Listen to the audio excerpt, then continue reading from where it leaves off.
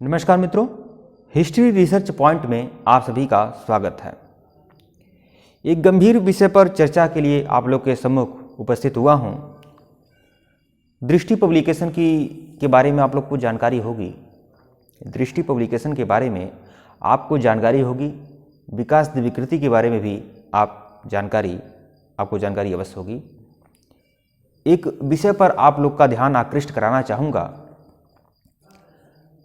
यह है निबंध दृष्टि। दृष्टि पब्लिकेशन की निबंध दृष्टि है और इसमें मैं एक निबंध पढ़ा हूँ और यह निबंध मुझे बहुत ही आपत्तिजनक लगा है और मुझे लग रहा है यह भगवान बुद्ध का अपमान है, बौद्ध धर्म का अपमान है। जिस तरह से कुछ बातें ऐसी इसमें लिखी गई हैं, जैसे एक निबंध है इसमें, बुद्ध के विचारों की उत्तरजीविता अनंत है। यह पुस्तक की यह निबंध का शीर्षक है, बुद्ध के विचारों की उत्तरजीविता अनंत है। तो इस पुस्तक में, इस निबंध में दृष्टि पब्लिकेशन ने न जाने कभी कभी ऐसा कुछ लोगों को होता है कि वह निबंध वह मानकर वह इस अहंकार में रह जाते हैं कि उनके द्वारा वह बहुत ही ऊंची उपलब्धि प्राप्त कर लिए हैं। उनके द्वारा जो भी निबंध लिखा जाएगा और उनके द्वारा जो भी प्रमाण दे दिए जाएंगे, जो भी कह दिया जाएगा, मौखिक रूप से जो भी प्रमाण दे दिया जा रहा है वही सही है। इस पुस्तक में एक जगह जिक्र हुआ है कि भगवान बुद्ध ने अपने सुत्त पीटक ग्रंथ में कहा है कि जो प्राणी स्वाभाविक मृत्यु प्राप्त करता है, जो प्राणी स्वाभाविक मृत्यु प्राप्त कर रहा है, उसके मांस को खाना अनैतिकता नहीं है। यह बुद्ध का वचन है। आप कान खोलकर से सुन लें, यह बुद्ध का वचन है। भगवान बुद्ध कहते हैं कि मरे हुए प्राणी का मांस खाना अनैतिकता नहीं है। मतलब मांस खाया जा सकता है। बुद्ध ने छूट दी थी मांस खाने के लिए और यह दृष्टि पब्लिकेशन की बुक में लिखा हुआ है और निबंध दृष्टि में लिखा हुआ है।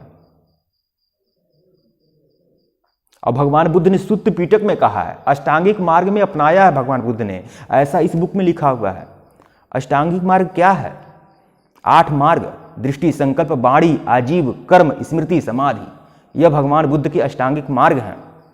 8 मार्ग हैं। भगवान बुद्ध ने जो 4 आर्य सत्य लिया था, दुख समुदाय, दुख निरोध और दुख निरोध गामिनी, यह जो 4 आर्य सत्य हैं वह छांदोग उपनिषद से लिए गए हैं। महावीर का जो जियो और जीने दो का सिद्धांत था, यह छांदोग उपनिषद से लिया गया है। और उस उपनिषद के बारे में भी दृष्टि पब्लिकेशन या बाकी जो भी कुछ तथाकथित बुद्धिजीवी वर्ग हैं वो उस पर भी सवाल उठाते हैं। लेकिन चलिए सवाल उठाएं, कोई बात नहीं है। लेकिन यहाँ यह जो निबंध लिखा गया है, जिस निबंध में साफ साफ लिखा गया है, देखिए मैं पढ़ रहा हूं।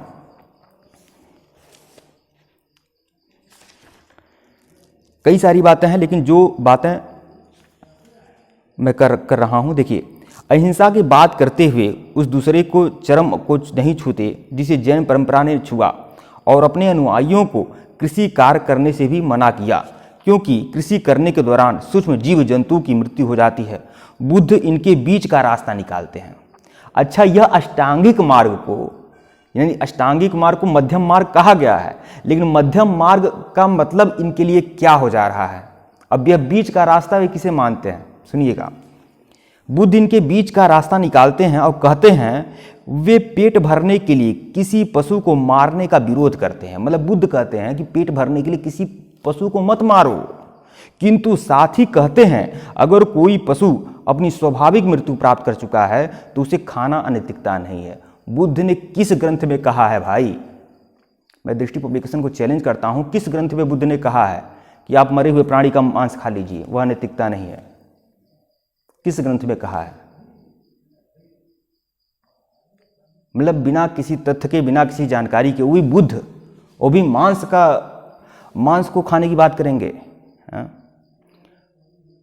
जो बौद्ध धर्म का अस्थाई भाव अगर कुछ है तो वो है अहिंसा। और उसके बारे में यह सब सारी बातें दृष्टि पब्लिकेशन की बुक में फैलाई जा रही हैं कि अगर कोई व्यक्ति, कोई प्राणी स्वाभाविक मृत्यु प्राप्त कर लेता है, मतलब कुत्ता मरा हुआ है तो खा लीजिए, ऐसा बुद्ध कहते हैं। मछली मरी हुई है तो खा लीजिए, स्वाभाविक मृत्यु प्राप्त कर ली है तो खा लीजिए।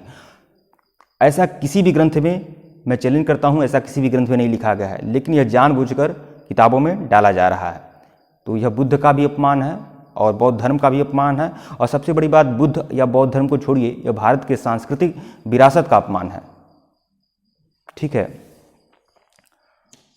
बौद्ध संस्कृति हमारी सांस्कृतिक विरासत है। अभी और भी बातें हैं, इसमें कई सारी हैं।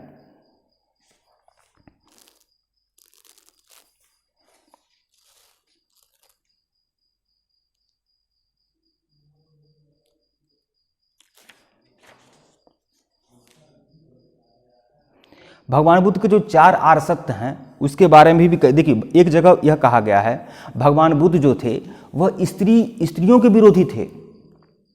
भगवान बुद्ध जो थे वह रूढ़िवादी थे और स्त्रियों के विरोधी थे। वह क्यों नहीं चाहते थे कि स्त्रियां संघ में प्रवेश करें? ऐसी बातें कही गई हैं। ऐसी बातें कही गई हैं कि भगवान बुद्ध ने पुरुषों को संघ में प्रवेश करने की बात की थी, लेकिन स्त्रियों के संघ में प्रवेश करने की अनुमति भगवान बुद्ध नहीं देते हैं। क्यों नहीं देते हैं? क्योंकि वह स्त्रियों के संघ में प्रवेश करने के विरोधी थे, वह स्त्री विरोधी थे, वह रूढ़िवादी थे। क्या यही सुनना रह गया था? तो यह देखिए, ये सब बातें यहाँ पे लिखी गई हैं। तो एक बात आपको बता दूं, स्पष्ट करना चाहूँगा, बुद्ध संघ स्त्रियों के संघ में प्रवेश के विरोधी नहीं थे।